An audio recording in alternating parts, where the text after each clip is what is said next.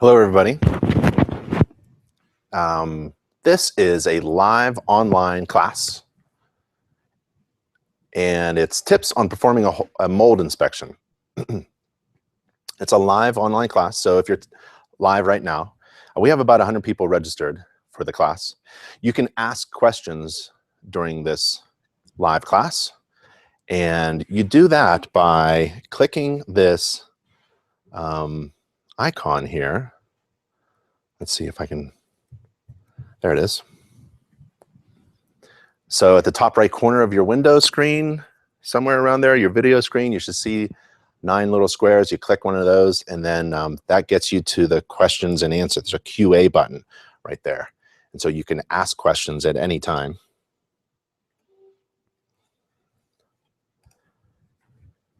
And the class doesn't start for another 3 minutes. So I started the class a little bit early. And while I have you, let me take you to a URL where we have a registration page for the next upcoming free live online class. That's at nachi.org/webinar. That's nachi.org/webinar. And if you go there, we also have video recordings of past classes, previous classes. So you can click any one of those. And we have many to choose from, and they're all online videos and open to everyone. So go to nachi.org/webinar. And there you'll find all of those training videos. So officially the class starts in about 1 minute, just going over a few things. If you wanted to ask questions during the class, there is an icon, a 9 square icon at the top right corner right now at this Google Hangout event. And you click that and you get to the QA button. You can ask questions. Just a few things. You should be able to see me. I cannot see you. You should be able to hear me. Hello, hello, hello. I cannot hear you. So if you get on, you can hear me and see me. You can tell me that by using that question and answer box. And today's class is live online. You can ask questions. It will also be recorded at the same link that you used to get here. There'll be a video recording of this class. And we'll also announce it in our monthly newsletter. InterNACHI has a monthly newsletter for home inspectors. So subscribe to that newsletter. And today's class is about tips on performing a mold inspection. My name is Ben. I'm from InterNACHI. That's the International Association of Certified Home Inspectors, world's largest organization of residential and commercial property inspectors. We train and certify inspectors all over the world. And if you need to contact me or anyone at InterNACHI, go to our contact page, and that's at the bottom there. That's at nachi.org/contact. And there you'll find everybody on staff. And today we'll concentrate on the non-invasive visual examination of the readily accessible and installed systems and components listed in the IEC Mold Inspection Standards of Practice. Well, what's that? Well, let's go there. So IEC stands for, let's open this up a little bit, International Association of Certified Indoor Air Consultants. If you'd like to be a member of IEC, the application process is fairly easy. However, you have to be a member of InterNACHI. That's one of the requirements. And then there's some training involved and certification exam. But you can apply online. And the standards of practice are there. The mold inspection standards of practice for completing both a complete mold inspection and a limited visual inspection. So in most cases, if visible mold growth is present, sampling is really unnecessary. And that's really true. That's what basically the EPA and a lot of experts say. I mean, if you see indications of visible mold growth, and there's moisture intrusion, a moisture problem, then you really don't have to sample. If it's small, EPA says around 10 square feet or smaller, then the homeowner can basically clean it up. If it's bigger than that, you should probably hire a professional. So, a tip on performing a mold inspection is that sampling, anybody could sample. Sampling is easy. You get one of these things. As a home inspector, I actually carry a swab. If I see something, I turn around to my client. I tell them what I observe, indications of moisture intrusion and mold growth and conditions conducive to mold growth. We could sample this, or it may be unnecessary. It's kind of small, so it could just be cleaned up, which typically requires removal of building materials. And if you happen to sample it, great, we'll have laboratory results. But regardless of the sampling results and whether or not building materials are removed or not, there's one thing that is most important, is critical to performing a mold inspection. It's not sampling. Anybody could do sampling. It's easy. It's finding moisture. It's the moisture intrusion. You need a few things for mold to grow. Spores, they're all over the place. Good temperature, in between, not too cold, not too hot. You need moisture. It's something to grow on some substrate, but you need moisture. So if you're a good mold inspector, you're actually a great moisture intrusion inspector.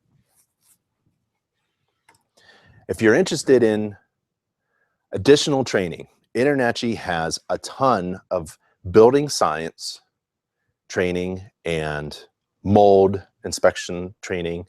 We go down to each popular, most common sampling device, swabs, pumps, dishes, and tools, infrared, moisture meters, invasive, non-invasive probes.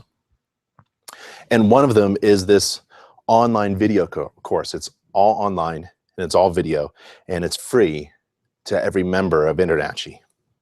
See, when you're a member of InterNACHI, you join as a member. You don't have to become a home inspector, just join as a member. And when you're a member of InterNACHI, a whole world of opportunity opens up for you.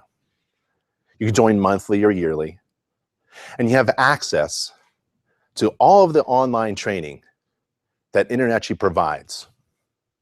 All of it. It's available to a member of InterNACHI, so join as a member.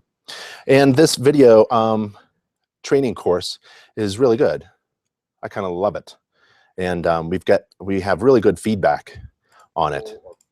And I do some instructions. We actually do a moisture inspection with an infrared camera and moisture meter. We have Chief Mycologist Dr. Shane from ProLab down in Florida comes out, takes a look at all of the components and how to take sampling. And we actually do a mold inspection with sampling. But in this course, this class, we're going to do essentially concentrate on the non-invasive visual examination of the components listed within the standards of practice.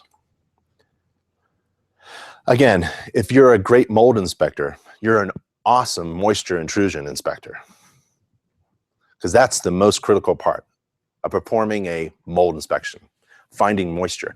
If you find mold, great. You're going to fix it.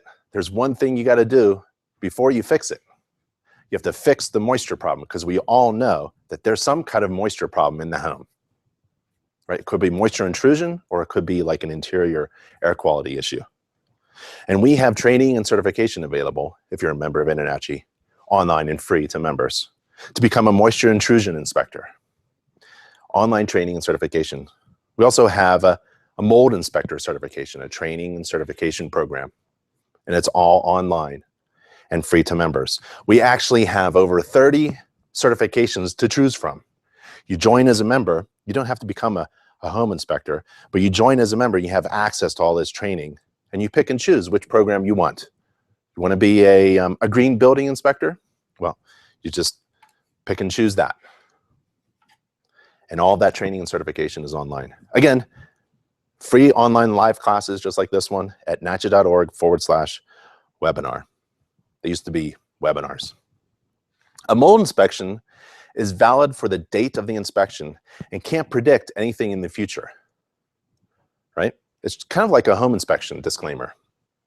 Because conditions conducive to mold growth in a building can vary greatly over time, the results of a mold inspection can only be relied upon for the point in time when I was doing the inspection, right? Who knows what happens tomorrow? Rainstorm could come. Moisture intrusion could begin. 24 hours later, you have conditions conducive to mold growth. We have a mold waiver, which is a document you ask your client to sign. And it is free to members. You download it. You can give it to your client. It's also integrated with our online agreement system. And it's a document that explains to your client, you're doing a home inspection. Mold is not within the scope of a home inspection. And they are not asking you to perform a mold inspection at this time. And you have it signed. Now, later on, after you do a home inspection, 2 years later, if they happen to find mold problems in the home, you can come to this document and say, well, you signed the document saying, I was performing a home inspection. Home inspections do not include mold inspections. And you asked me not to perform a mold inspection at that time. So that may help you. And that's at NACHI.org/mold waiver. That's also a document within your InterNACHI membership account, your online account. Every member has an online account. A mold inspection report should include the following: describing the moisture intrusion problem, because you got to have that for you to have mold, or conditions conducive to mold growth. Water damage, if you see water damage, you should put that in the report.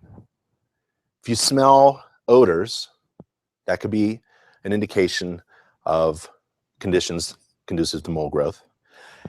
If you observe mold or indications of mold growth, you should put that in the inspection report. And then at the end, if you do laboratory results, if you do a sampling, you put the laboratory results in there. The most you could say about the laboratory results is that some people are going to be sensitive to mold. It's not like radon. Radon is pretty much quantifiable. There's a level that's been drawn. Mold is not that clear to everyone, right? So if you find mold, your client may be sensitive to that, should be cleaned up. What you really are concentrated on is the moisture intrusion. Again, if you're a good mold inspector, anybody can sample mold. Homeowners can sample mold. There's mold all over, but there's mold on my shirt. Mold spores are all over, indoor, outdoor. There's concentrated levels, there's lower levels. But what's really important is that moisture intrusion. So let's concentrate on doing a non-invasive visual examination of the readily accessible installed systems and components listed in the Standards of Practice. And they include the roof. Yeah, you have to inspect the roof. You don't have to get on the roof. Not required during a home inspection. You're not required to step on any roof surface. Same thing with the mold inspection Standards of Practice. You're not required to get on the roof, but you have to inspect it. Why? Because there could be a condition conducive to mold growth happening on that roof. It could be starting at the roof, right? You got to start where the rain begins, hitting the structure. Inspect the exterior, the foundation, HVAC, attic, and interior. Oh, plumbing, attic, and interior. I often find indications of moisture intrusion at the electrical box, the panel inside the home. Moisture follows the overhead conductors coming down, maybe into the meter itself, into the line, into the home. So always take a look at that as well. But you don't have to open up any dead front covers. So the inspector shall inspect from ground level or eaves, the roof covering, roof drainage system, including gutters and downspouts, the vents, flashing, skylights, chimneys, and other roof penetrations. Again, if you have any questions, you can ask questions at any time. And let me go back here before we start and make sure you see that icon, the 9 square icon at the top right corner somewhere in your window screen. You can click that and get to the QA feature, that button. Click that button, you can ask questions. So let's do a mold inspection, which starts with the roof. You got to inspect the roof. I am trained to walk upon the roof surface safely. Came from the trades, installing roofs, very familiar with it. Follow safety procedures. So I inspect the roof from the roof. Let my client know that as well. I get real close. I'm looking for anything that allows water to penetrate into the building through the envelope, through the exterior siding materials, through the roof covering materials. And here's one. So the roof covering materials is great, but this vent flashing apparently was installed afterwards, or it leaked after it was installed, and they came by and put this Band-Aid. You never goop, this is a temporary patch. Never goop roofing tar in large quantities upon a roof. It's just not, unless you have some kind of flat roof, right? Then yeah, then you'll be using this material a lot. And it's cracked there. I don't waste really time drawing arrows and circling things in my report. I just use my finger real quick. And I'm looking at the ventilation. I want to make sure that that attic space is ventilated. This is a cold climate, so the roof could use some ventilation. And the flashing materials, some more patchwork, just confirming that there's step flashing. There's no drip edge. That's in my report. I'm thinking of how moisture moves around a building, hits the roof, slopes away. It's caught, maybe not, in a gutter system that's functional. It's got to take that, all that hundreds of gallons of water during a typical rainstorm away from the building. Downspouts, splash blocks, diverted away, sloped grading around the house. And there's vents on the soffits. I'm also looking around the exterior siding materials, looking at how well the water, the components are flashed and how the water is diverted away. Looking for sealant, openings, any kind of opening in the exterior that would allow moisture to intrude into the building, to enter into the building. The gutters need to be cleaned. The exterior ground. So that's about it for the roof. I take a bunch of pictures. I also take a bunch of photographs and video, sorry. A bunch of images, maybe 100 pictures of the roof.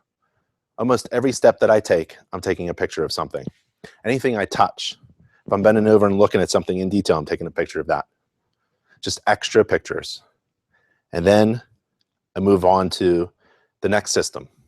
By the time, before I touch the ground, I'm already done with my roof system and writing the report using a software with a mobile device. It comes in really handy.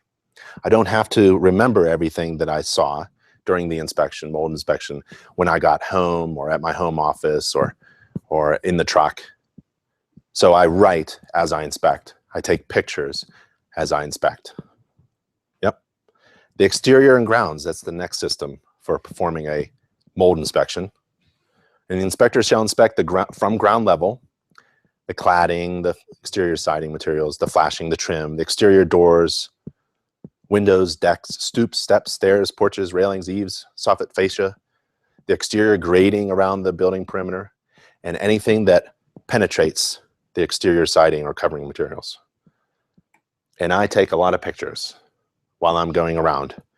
And I'm really inspecting for sloped grading, and I'm imagining how water runs down the building siding, looking at all the different components that touch, that come in contact with each other. See how those different building materials expand and contract differently, how masonry comes in contact with aluminum siding. They expand and contract differently, and I want some kind of sealant right there. So there's been some patching of that sealant at that area. And there's some separation. This is decorative only. The brick goes all the way behind, but still that could be sealed up. I turn on anything that has water supplied to it, like an exterior water faucet. I don't turn on often on shutoff valves, but if it's a faucet, a fixture, I'll turn the water on. A drip at a faucet can cause a lot of damage. If it's not frost-free and it bursts open, we can have water penetration into the building interior in cold climates. Ventilation of dryer exhausts is very important. That has to be discharged outside. And I follow the electric line. I tend to follow the electric line through the building materials into the house interior. That is sometimes a pathway for moisture intrusion. And in this home, we actually did have some water coming into the electrical panel. And I saw indications, observed indications of water intrusion inside the panel. You're not required to remove the dead front cover, but I did here. Actually caused rust inside the panel. Again, looking at every component of the exterior, particularly where different materials intersect and interact with each other. At the entry tread, there's masonry brick that is loose. And right there is a great place for moisture to get in. Under windows, I look at the top corners, bottom corners, and the bottom sill of every window and door. It's the same thing. It's a square opening inside the building envelope. Top corners, bottom corners, and the sill, the bottom part. And right there at the door tread is a great place for moisture intrusion. So when I'm in the crawl space, maybe it's a slab on grade. I know this is the basement. When I'm in the basement, I want to go underneath every window at the band rim joist and probe and observe and look, maybe measure for moisture, looking for any indications of moisture intrusion. And under doors and window treads, that's a fantastic place to look. Settlement of things that should be properly sloped away, hard surfaces that should be sloped away from the house is important to observe. Plus, it's also a trip hazard. Driveways, walkways, anything that gets water away from the house or could puddle up. So there's a puddle area in this parking lot. If you needed something more than just your images or words, and you wanted graphics, illustrations, InterNACHI provides that, and you can download these for your inspection report. And here's one about swales, and you can also download it in high res. You can take that. Every member has access to these illustrations. We have hundreds of illustrations available in our gallery. So you can grab any of those illustrations and download them for your inspection report. Some of them are pretty awesome too. All of them are pretty awesome.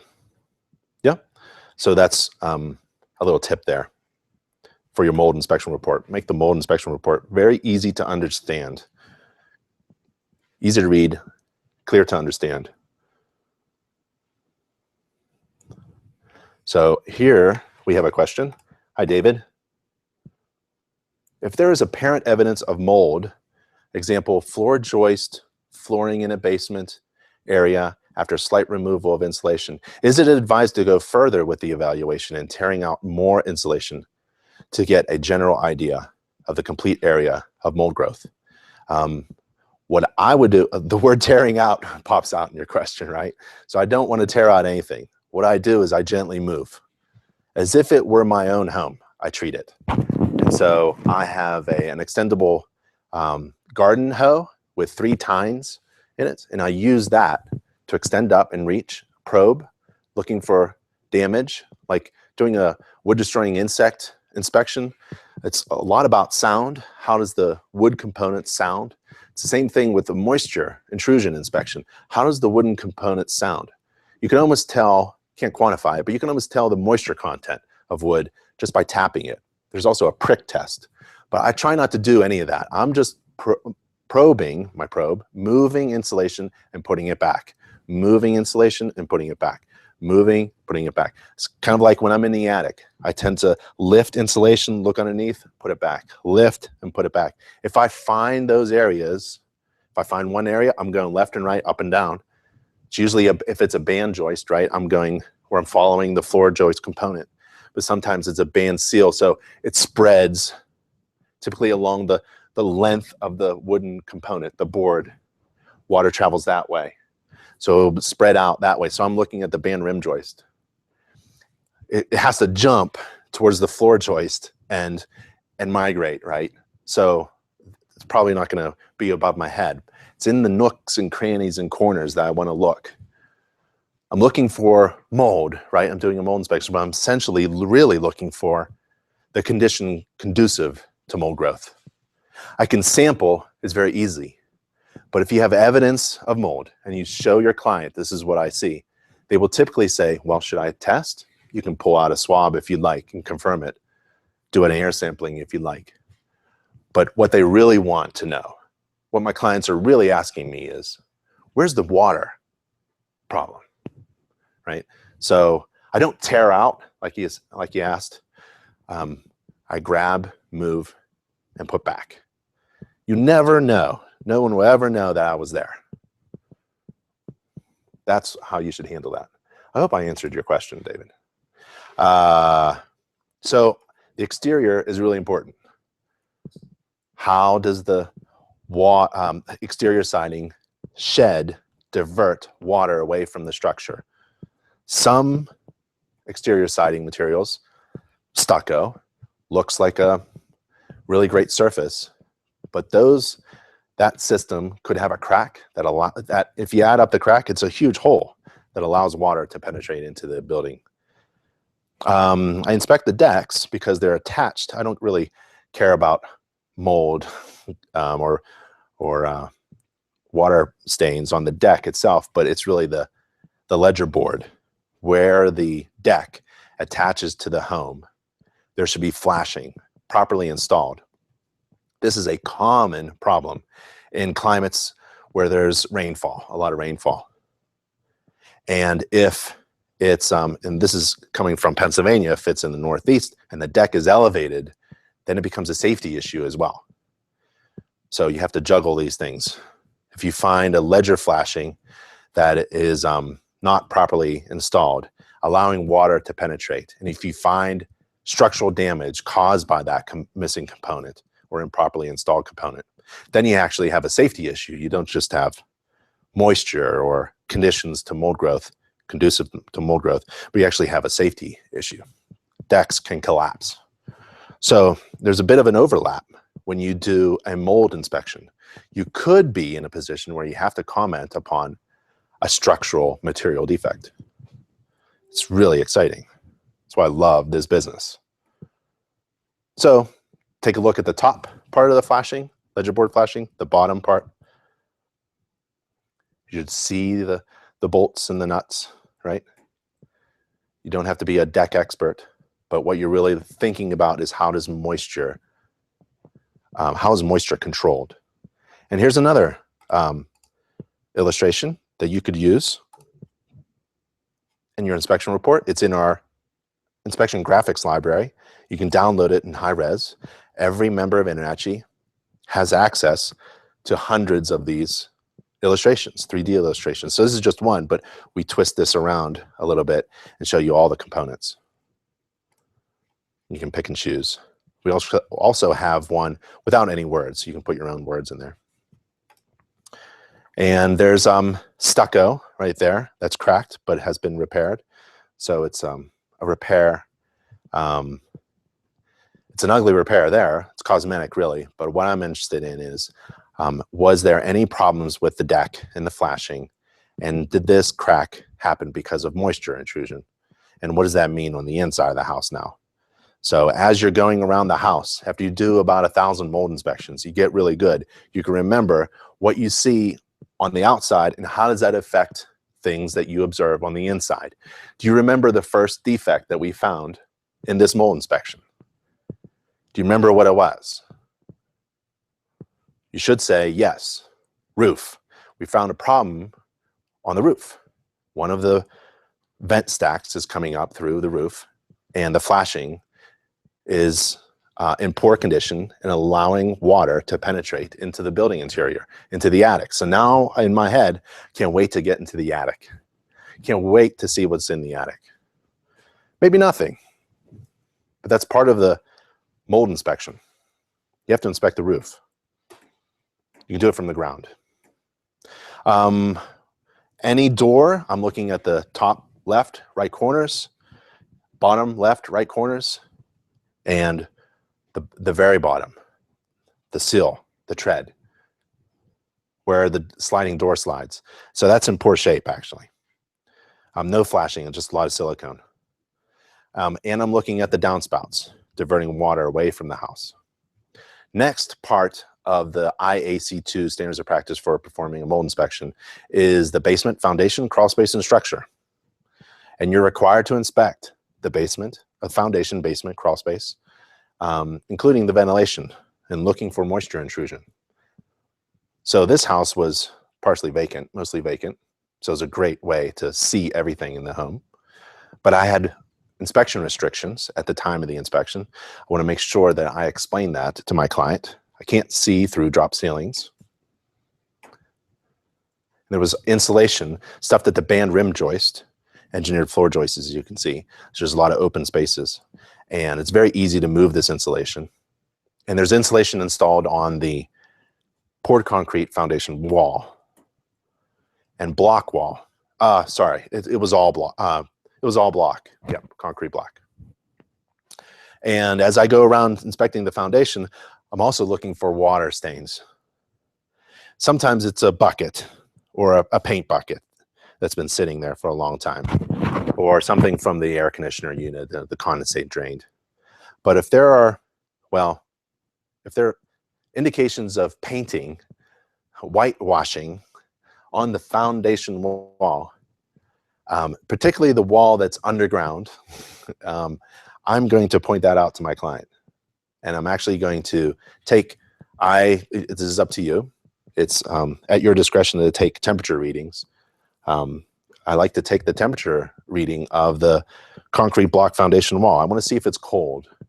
If the relative humidity level in the room, and let's say it's a basement room, relative humidity level in the basement room is 70%, and I go over to a foundation wall and it's freezing cold, it's like 40, 50 degrees, that is a condition that's conducive to mold growth.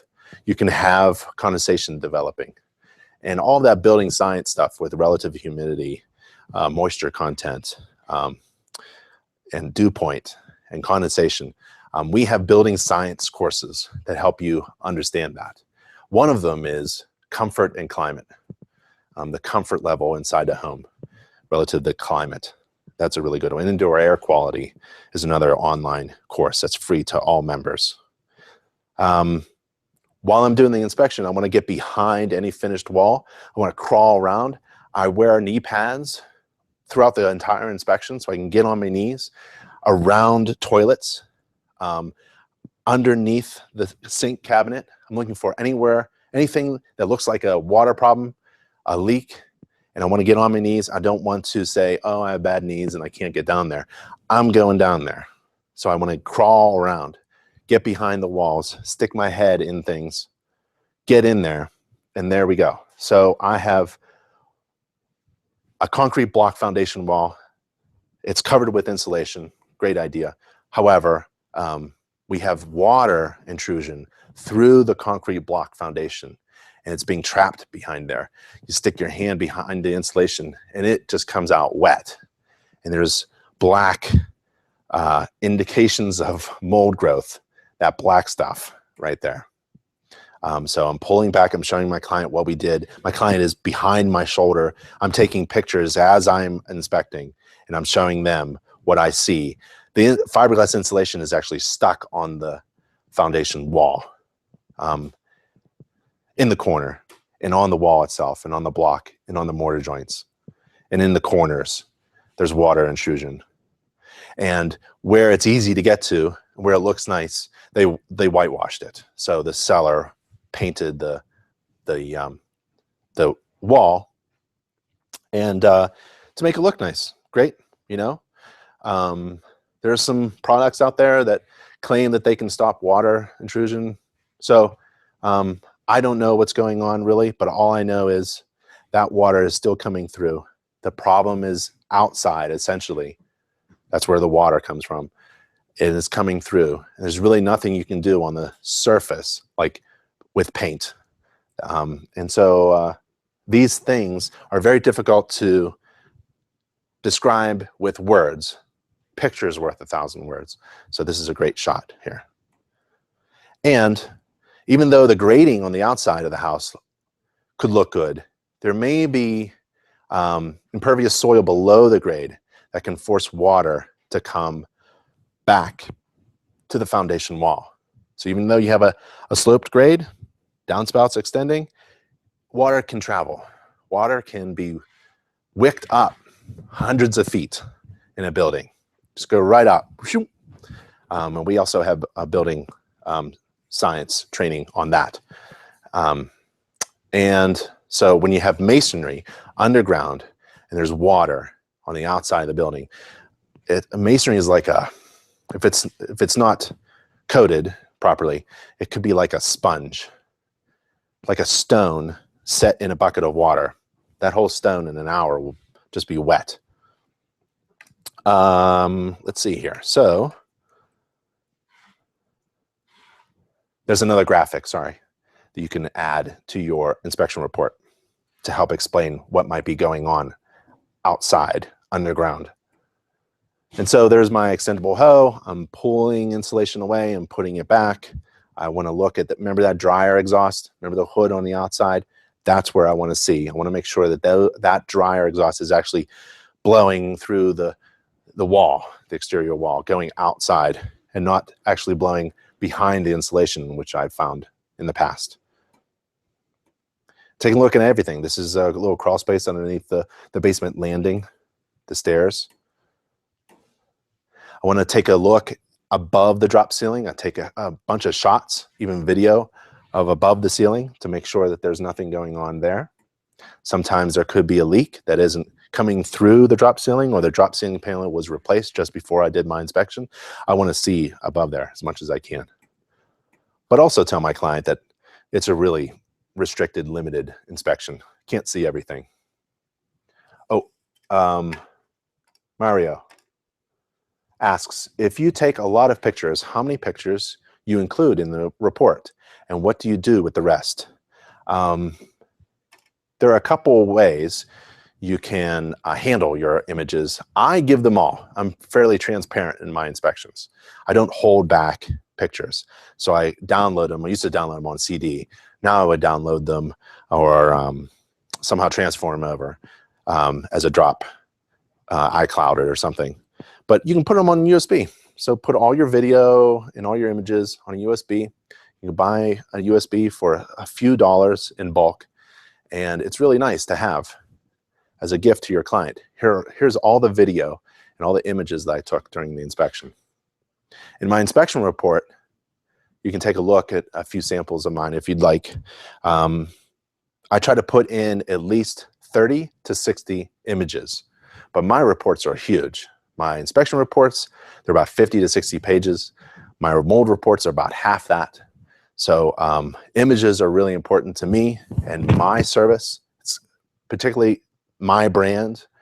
My brand is who I am, defines who I am and how I'm different from all the rest of my competition.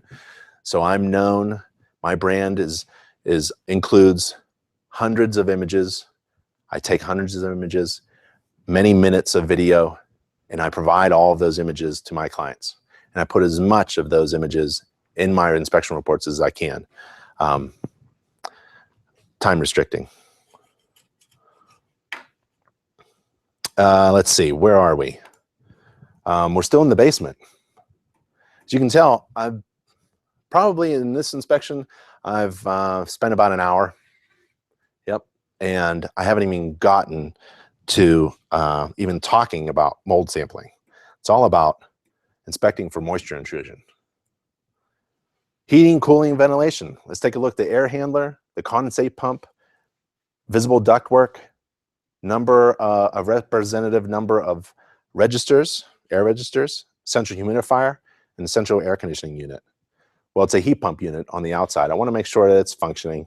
There's no major problems with it. There's a disconnect. It's set on a base. It's not damaged, somewhat level. There's the programmable thermostat, great. There's the interior evaporator unit. The large line of an air conditioner unit is called what? A large diameter line. It's insulated, always insulated. The thin line is called what? It's not insulated. Do you know the difference? Do you know the terminology? What's the large line called? So you could answer, if you'd like, with your little feature there in the video. And I'll tell you if you're right or not. What's the thick, large diameter line of an air conditioner unit? What's it called, the insulated one? And what's the thin one called? So I want to make sure that I don't have any problems with the evaporator. So you don't have to do this, but I do.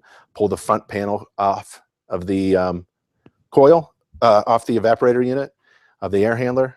I want to see the fins. That's my goal. I want to see fins. Is there any observed indications of dirt there? If there's dirt and a moisture problem, could be a great place for mold growth.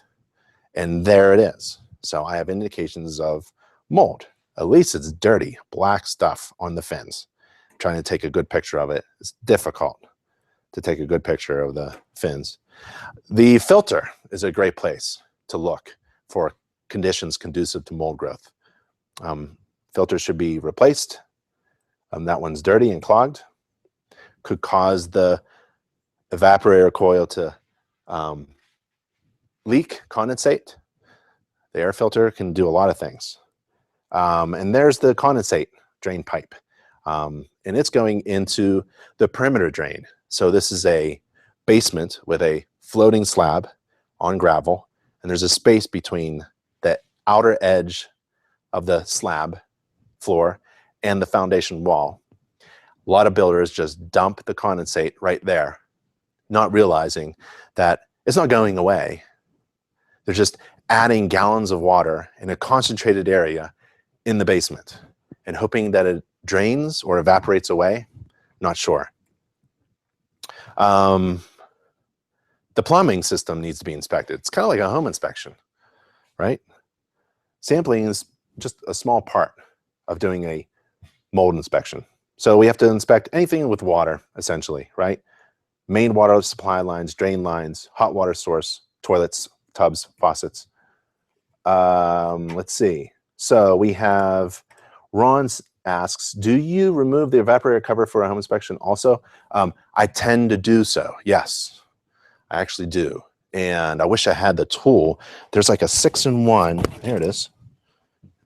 So there's one of my favorites. This is the Stanley, but you can get them. And so it's a screwdriver, different heads of the screwdriver, but right there, you can take off the screws, bolts, nuts, different sizes. So, and there's my Phillips, there's my flathead, and then there's another fitting there. So I forget what the standard size is. Is that a 1/4 inch? So just take off the front. And sometimes I only take off like part of it. A lot of it I can't get off. The lines, suction lines are in the way, or evaporator. I mean, the condensate lines are in the way. So I'll just pull a little bit, get my camera in there because I can't get my fat head in there. I take a picture, put it on micro, you know, and take another picture, and then see what's going on in there. I really like that. You're not required to do. You're not required to exceed the standards of practice. If you exceed the standards of practice as a home inspector or a mold inspector, it is expected that you exceed for every client. So if you go over here outside your scope, then the judge is going to say, well, you go outside the scope on every inspection, don't you? You can't limit it. So there's you're opening yourself up to more liability, but I do a better job. So it's a give and take. And there's a big debate on that, exceeding the standards of practice, any standards of practice, exceeding it, and on our forum, so you can engage with other home inspectors and debate about that online. It's a really good conversation to have with other inspectors. And it's also part of my branding. So I exceed the standards of practice in many ways as a home inspector and mold inspector. One of them, obviously, if you've been here for the beginning of the class, is I walk on the roof, but I'm only trained to do so. If you're not trained or comfortable, do not do anything that you are not comfortable in doing, especially when it relates to safety. Always be safe. Be careful with the electrical panel. Be careful with the water. Be careful with the roof. Even ladders, you could break your leg from the second rung. So careful with tools as well. Just be very careful and follow the standards of practice, especially if you're new to the inspection business and green and not sure what you're doing. Be very safe. Let's see, where are we? We're still visually inspecting, but we're working on the water supplied and water drain. There's a water supply coming in, water source. Sometimes the tank leaks, no one knows it. And then any fixtures. So I run water at all the bathroom tubs and sinks. I push on the tiles. Do you ever have a tile bathroom, a shower?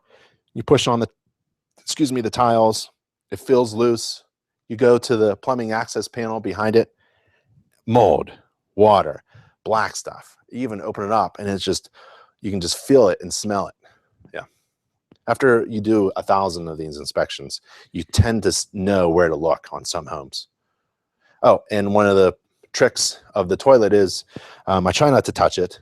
Try to wear gloves inside. Often I don't, but you can use your leg. I don't know if you can see. You can use your leg. Put your foot up against the base of the toilet and use your bottom part of your leg below the knee to move the toilet to see if it moves. It should be secured. I'm not trying to move it. I'm just trying to see if it's loose. There's a little tip there. And I'm identifying tiles that are loose. So these 2 tiles are loose. I tell my client, I can't tell what's going on behind the wall. At the bottom of a shower door, the slider door, it's a really nasty area. I really don't care what's on the surface, outer surface that could be wiped up. What I'm really caring about is the cracks that allow water to penetrate into the building materials that no one can see. So I'm trying to figure that one out. And if you like, you can use 2 tools that I really like during a home inspection and a mold inspection. It has everything to do with moisture intrusion and water leaks. That's my infrared camera that I attached to my iPhone, the back of my iPhone. So FLIR has come out with a couple of these. This one's for iPhone. They have one for Droid, and they also have a that's called C2. It's an infrared camera. It's not a phone. It doesn't attach to a phone, but it's about as big as this, which is really cool. And then it has a nice screen. And you follow up every infrared scan, thermography scan, with a moisture meter, non-invasive, invasive probes, and it gives you an indication. I don't do any quantification of anything. That's my scope. I don't leave that scope. When you quantify things, like tell people about, quantify means give them a number. You measure it and give them a number. You go into a new realm, and you don't want to be an expert in this business. You don't want to be an expert in the inspection industry. You want to stay as a generalist within your scope. You want to quantify. Oh, you want to qualify, not quantify. You want to qualify, see anomalies, odd things, observed indications. I've seen this. When you start to measure, you then start to move towards being an expert, start to quantify things, and you're held to a very high standard as an expert. It's a legal term, so be careful. If you want to be an expert, great, all for it, but just be careful. You're in a different realm.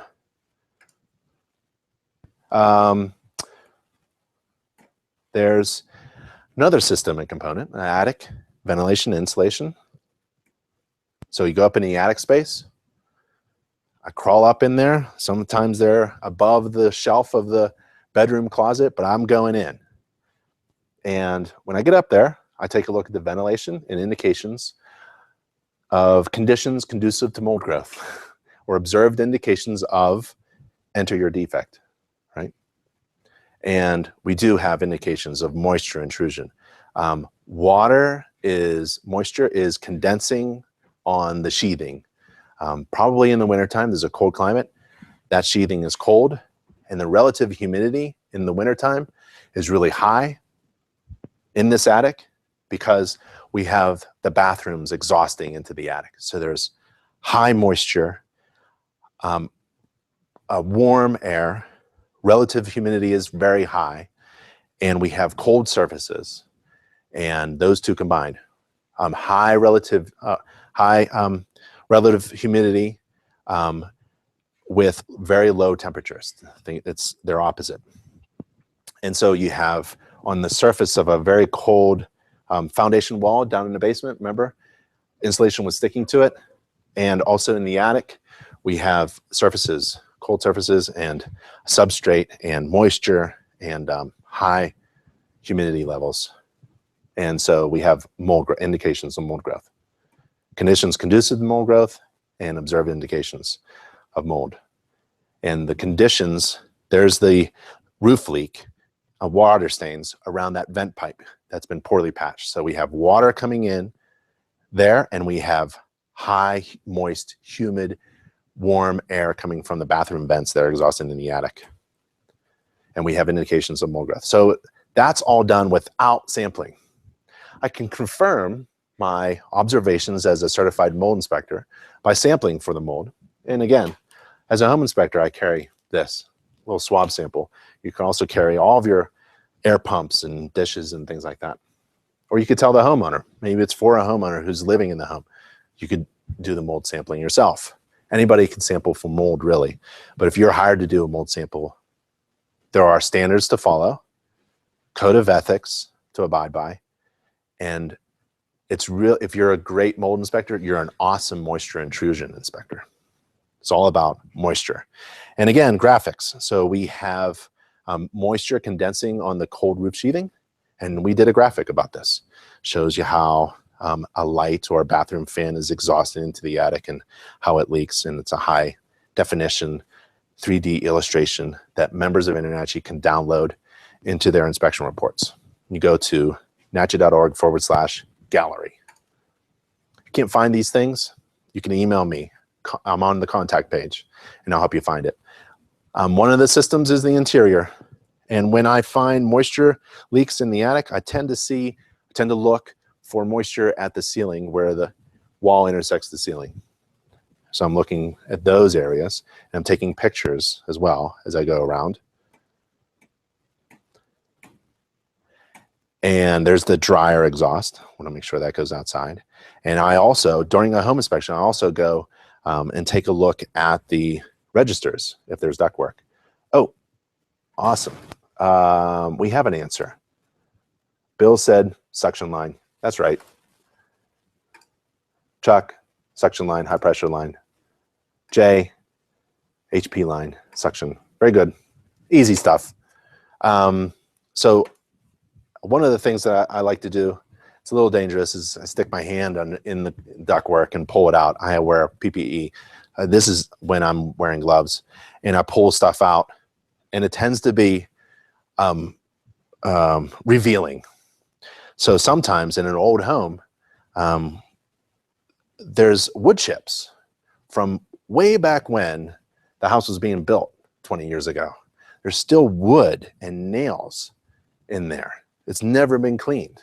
Sometimes I pull that out. Sometimes it's dog hair. Sometimes there are toys in there. Sometimes there are other things in there I don't like to pull out. And I take a picture of it, and I tell my client about what I've learned about indoor air quality. I take the InterNACHI online, free online indoor air quality course. And now I'm able to tell my client about indoor air quality issues. Take the comfort and climate course. Tell your client about relative humidity, condensation, things like that.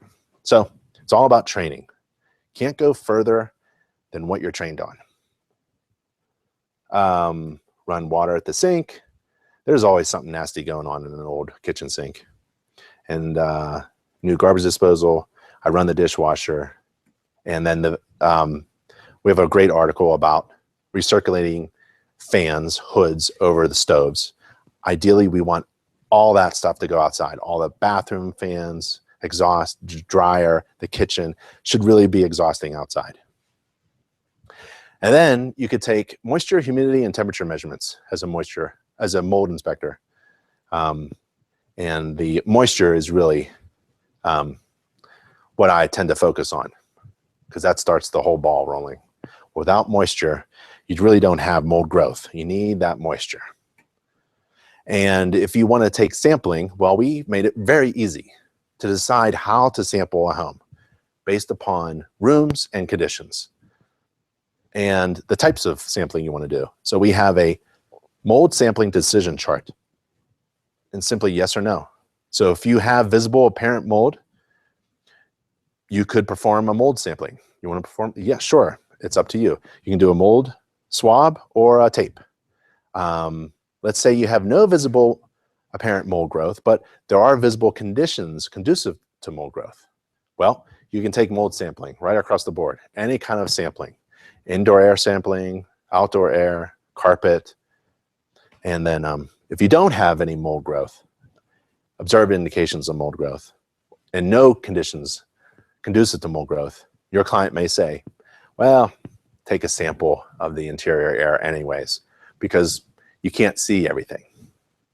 You can only report on things that you observe. You're not required to report on everything visible, just those things that you observe and deem a problem. All right, so we made a mold decision chart for you, and that's in IAC2.org. Oh, Mario, do you turn on the dishwasher and inspect it? Yeah, anything that has water.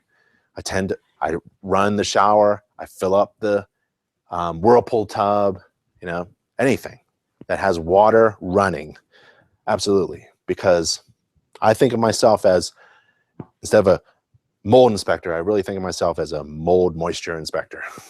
It's really about water intrusion, indoor air quality issues. Mold has everything to do with being a great moisture inspector. Not sure what you mean, Jay, about suggest.